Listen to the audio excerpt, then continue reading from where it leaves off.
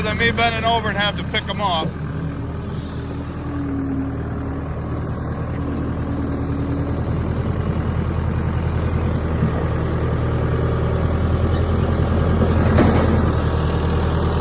See how he does that? Now once it starts getting high in there, I'll start knocking them over and pushing them into the corners and whatnot. But those are all oak in there right now. I think that one might be maple though. Yeah, that one's maple.